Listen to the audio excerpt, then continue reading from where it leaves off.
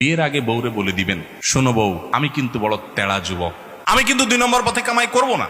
অতএব অন্য মানুষদের বউদের মতো সকাল বিকাল শাড়ি পাল্টাবা আর 3 পিস পাল্টাবা, মার্কেটে যায় কেনার পরে বলবা শুধু কার্ডের ঘষা দেন আর বিল দেওয়া হয়ে যাবে, এগুলো কিন্তু আমার দ্বারা হবে না।